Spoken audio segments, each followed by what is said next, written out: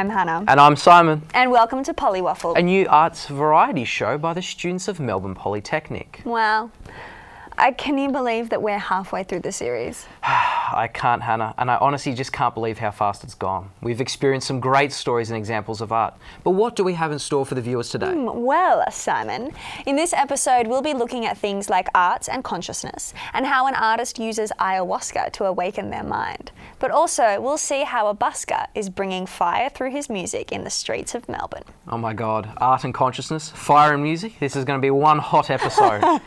But first up, we're going to take a look at what inspires Elisa Persico in her daily life. My name is Elisa and I'm a photographer. I've been a photographer for 20 years. I like being a photographer because it allows me to be artistic. It allows me to make a profession at the same time.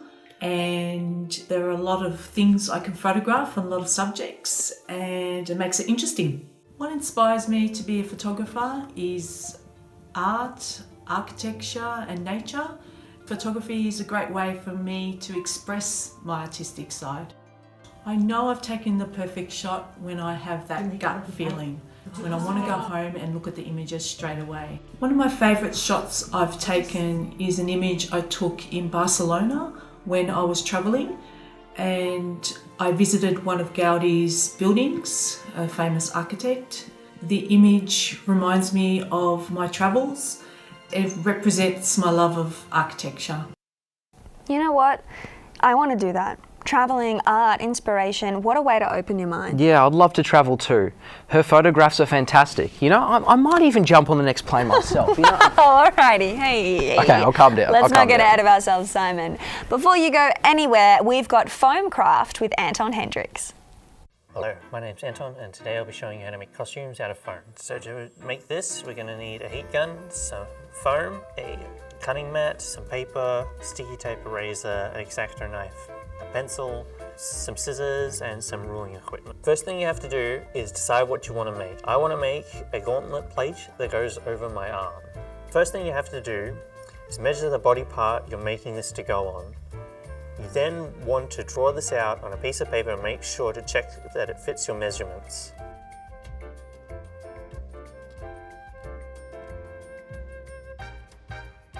Then you cut it out and check if it looks right on yourself. Next you want to stick it to your craft foam and then cut it out. Now cut it out with some scissors or a knife, whichever is easiest for you. There we go.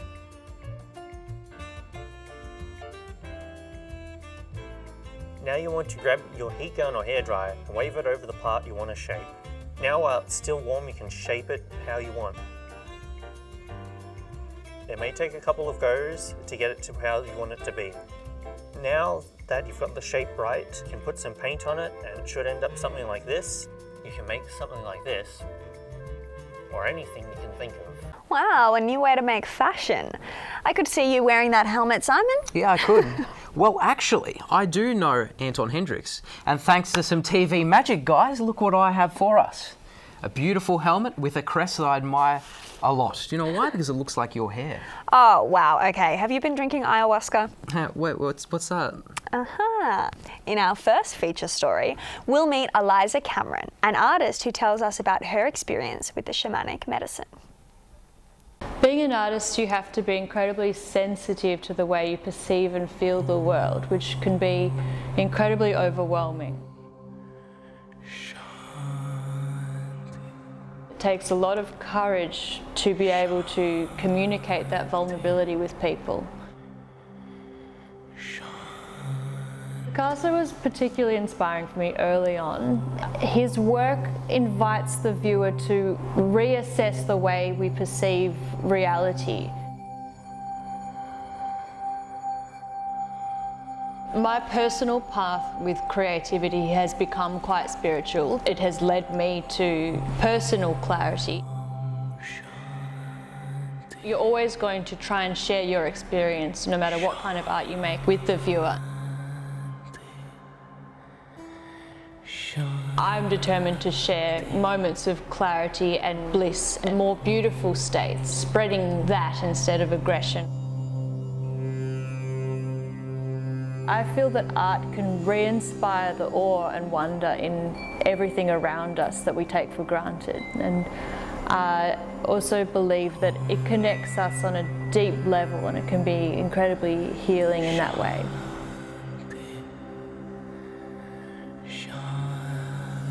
Portrait painting is a very intimate process. In order to perceive the subject in their entirety, it's important to be incredibly present and sensitive to their character.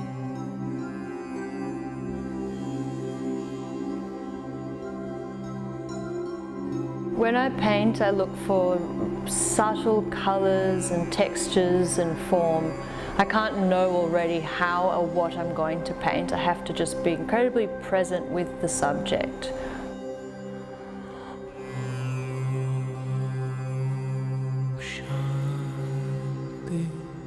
So ayahuasca is a hallucinogenic concoction that is used in shamanic medicine. For me as an artist, it really helps also to bring subconscious into consciousness, the imagination into material world, which can be very helpful to externalize that internal image, and it's never as beautiful. Things like ayahuasca can help develop that bridge between those two realms.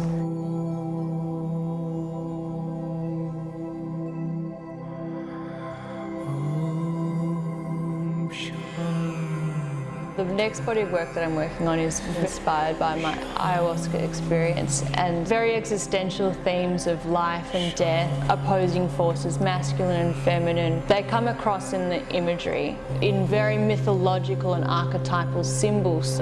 What you could imagine heaven to be like. It's a very spiritual experience in witnessing that level of beauty. I feel that art is an incredibly important way to express our experience of the world, whether it's joy or pain. These experiences bring us together and help us to work well together. You know, without creation there would be destruction. We would live in a very utilitarian dystopia and everything would be colourless and grey. Art is a key to a door that is the soul, and without that key, we would be pure intellect, we would be machines. And so I feel like art is essential to being human and whole. Wow. You know what? I think I'd really need to take a lot of that medicine in order to paint like that. They're just fantastic. The detail in her abstract pieces and portraits is amazing. What a talent. Totally. The colours are wild. And talking about wild, after the break we have PolyWaffle insider Dan, creating both controversy and conversation with contemporary art. We'll also see how Jules Taylor finds Buddha, and Animus the busker bringing the fire through his didgeridoo. Stick around. And welcome back to PolyWaffle. This has been a really cool episode so far, and we have so much more to come. Yeah, definitely. We've seen some really trippy stuff. And I'm wondering how this will play out in Dan's mind. Let's take a look at Is This Art? Guys, welcome back to Is This Art? Az Cardone is with me again. Hey, bud. Hey, Daniel. I'm really glad you're still here because before you left the studio, there was one really exciting opportunity that I wanted to run by you. You know, last time we spoke about Riot by Christopher Wool, I was inspired, especially by the price tag. And I thought, hey, I'm an art critic now. Why not try my hand at creating art? So that's what I did. And I've created my own piece of contemporary art. What do you think of it? This is very interesting, but what is it called? It's called I get that's the title, but what does it mean? What is it? Well, you know, the way I see it is that I'm hoping that it means for me a big hefty profit. And I was thinking maybe if you also interpret the art that way, then you might be interested in purchasing it from me. I think I have my wallet. Yeah, Let me have a look. Let's bust that open. Let's see what you got. I have some money, but I also have a Subway. Yeah, I'll take it. Maybe just pass me the wallet. And Okay. I'll see what we're working with there. Stuff. Thank you. So yeah. All right. You know what? I'll just keep this as a down payment. For the rest, I've actually drawn up a pretty convenient and manageable payment plan that I think will tickle your fancy. So, This is general, jargon. There's just a couple of terms and conditions you'll want to have a look at. You'll have to give me your firstborn child, and if you just sign at the bottom, the piece is yours.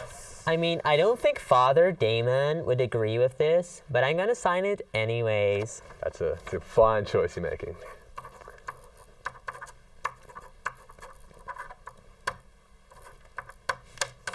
Perfect, thanks buddy. So dated and witness. So the piece is all yours. You're the proud owner of a Dan Guy original. How does it feel? It feels wonderful, Daniel. It does, doesn't it? And well, hey, look at that. I just sold my first piece of art. This is pretty good. How good is that? I think I've really got some talent for this. I might keep it up. That's all from us. Stay tuned. Who knows what I'll come up with next. All right, see you guys. Bye.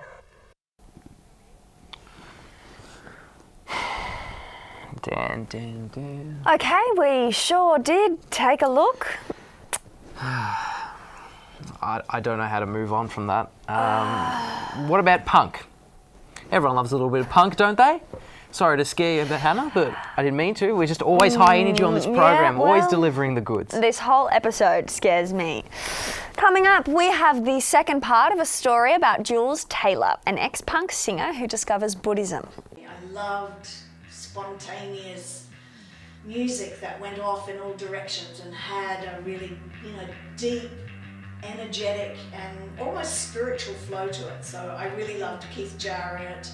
I really loved, Miles Davis. I really loved all of those amazing, really spiritual, those musicians that all had very deep spiritual connections.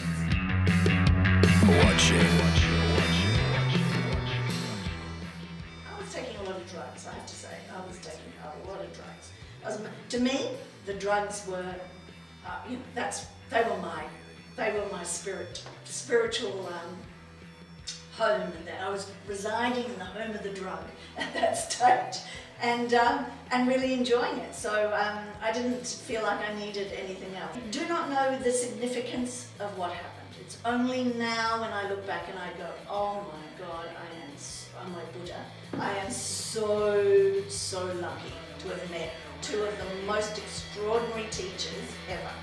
So anyway, it was in Paran, I'll never forget it.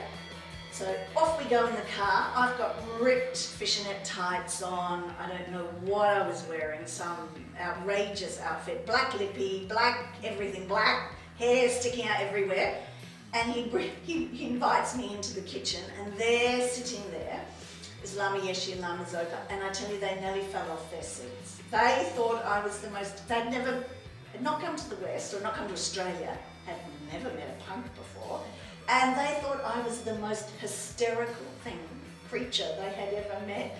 And they would just go laughing, and because they are just such pure souls, they just thought I was and I can't remember who it was. They were going, Dakini, thinking I was some wild spiritual goddess, but laughing, like not really saying I was one, but just imagining that I was some winged creature. The thing that struck me the most was their incredible kindness and how open they were and how spacious they were. Many years later, like around a decade later, I remember opening it and something touching. And I knew when I left that day, I went, I'm going to come back here. I'm going to come back here. I will get back to you.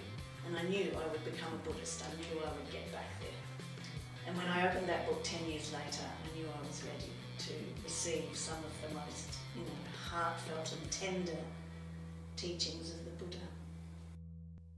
Geez, Han, there seems to be a lot about drugs in this episode.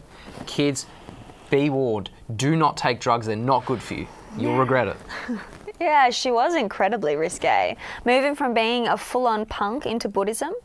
What a life-changing moment meeting those monks. Definitely. I'm really looking forward to seeing part 3 of the story next week. Sure thing. But it's not all drugs and rock and roll. And talking about music, Animus the busker will show us the fire of his spirit and his love for playing the didgeridoo. Animus, take us away.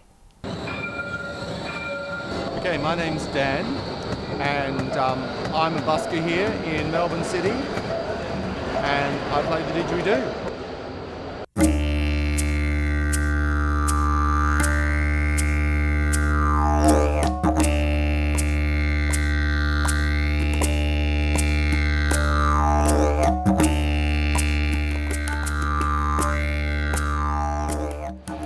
Started music lessons about the age of 9, and I was very lucky to learn from a next door neighbour called Colin Offord.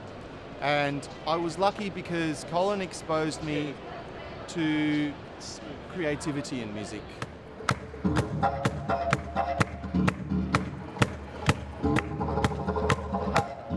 So as a kid I was improvising and always had that idea that you do something that expresses you, you can create.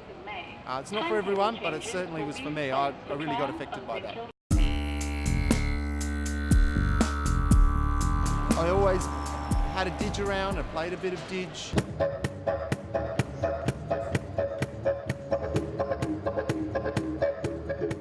Through a long series of happenings, ended up in the north of Australia and learning about the didgeridoo out on an Aboriginal reserve. And about 10 years ago I started doing an act which I called Animus, which started off with a bit of flute and a bit of didge, and then I realised that it was really a didge show. That's kind of what this was about for me, is creating for the didgeridoo, and I was fascinated by it and the energy that it had and what I could bring to it.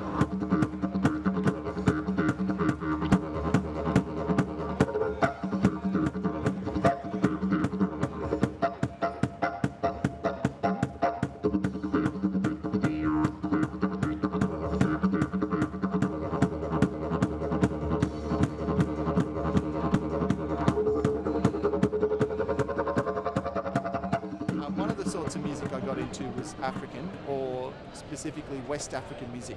That's music that's really driven by rhythm, and the main instrument there is the djembe, which you probably know. It's an hourglass shaped drum that sits between your legs.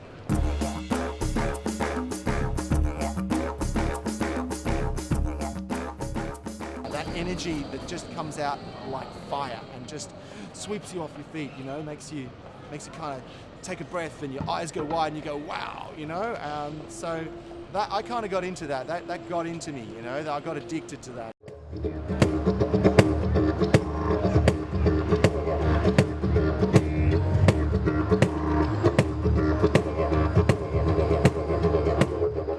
I thought, yep, the two go together. The didge can be very rhythmic and very fiery, and West African music is very fiery, and so that's the basis of what I do, is I use African-based rhythms, Australian didgeridoo, and bring that rhythm and that feel, that forward motion, that dance energy, and create my music.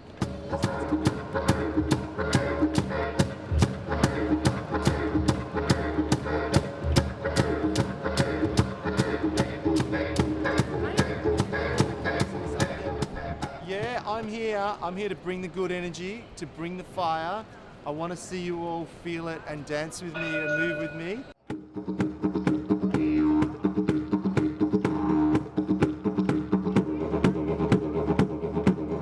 I'm here to bring some energy to the street. That's awesome. You know, Animus speaks of this fire, and I'm really feeling the fire, you know? It is fantastic the way he brings a contemporary style to a traditional form of music. Oh, my lines are up. After the ad break, this might give us some time to breathe, because after the break, we'll be talking about how an artist works with the environment in an environment of trash.